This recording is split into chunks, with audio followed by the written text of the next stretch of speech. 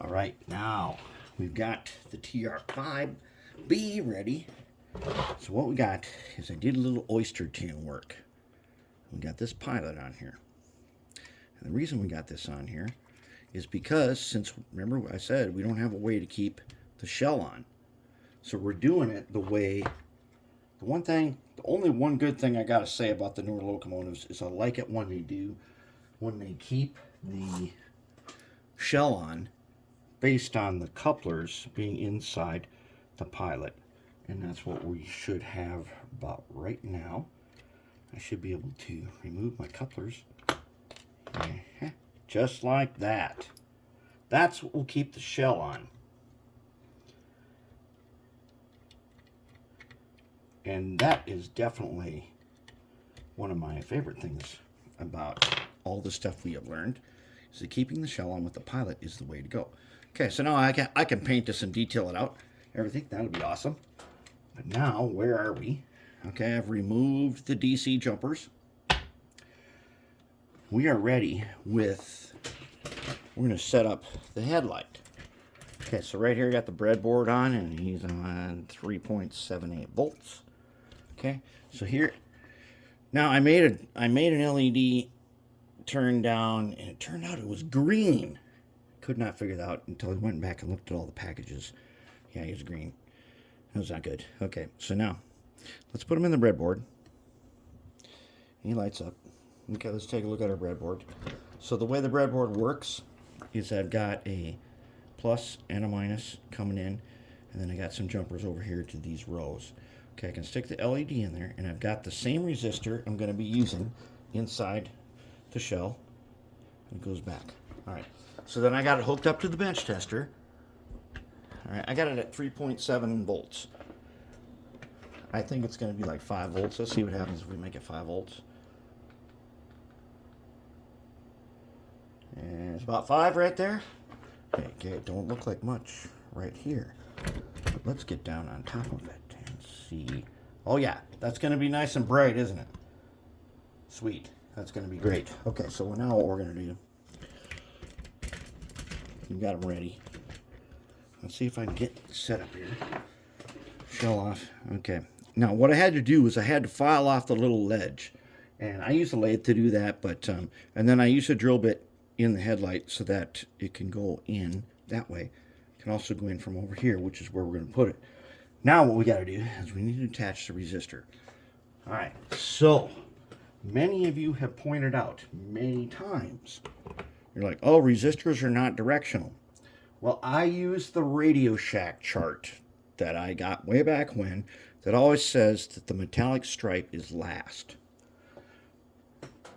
So coming out, which is the black wire, coming out of the LED should be going through the resistor and coming out the black stripe, or the metallic stripe. Okay, it should be that way. If we were using the resistor first, I believe we just reverse it. But I somehow got in the habit of using the resistor second, and that's the way we're going to keep doing it. So now I'm gonna trim this guy. Trim down about like that. Okay, now let's take a look where the pad is. Okay, the pad's over here. Remember, it's the first 2 spots on the pad that we made. Let's take a look at the pad. Okay, this is the simplest. This is a DZ123 decoder, the Digitrax. And for small stuff with a single light, it's the way to go because it's so easy. And it's so easy that we don't need a platform inside this thing. We're using the pad right on top of the motor.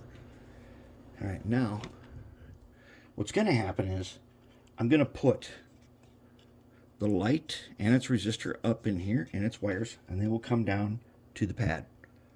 All right, I'm going to put the decoder up in here, and his wires are going to come down, and they're going to go motor wires, power wires, light wires, right?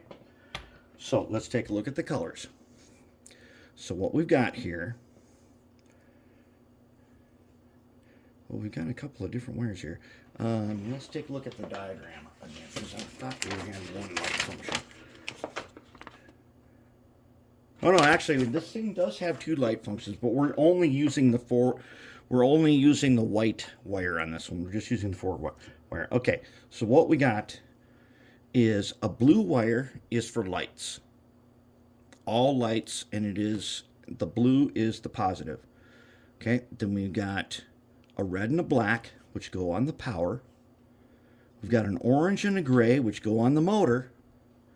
And then we've got a white and a yellow. The white is front, the yellow is rear, but we don't need a rear light on this. We're going to have one headlight, which basically, I think, when I program it, it'll just always be on. That's how we'll do that. So then we're going to set up this LED. Okay, so now what we got to do is we got to figure out how far back do we want to go. See, there's a little trough in there. You see it right there? There's a little trough where the light where it can fit in there. And this guy goes on the short lead. And I want to fit him, and I'm going to put a wire on this end. And I want to fit him in there. And then when I flip it over, I want the blue wire here and the white wire. Wait, red. Okay. Yes, that's right. I want the blue wire here, and I want the white wire on this side. All right, so when it's sitting up like this, the short lead is going to be the one. So it'll be over here. This guy will be on here.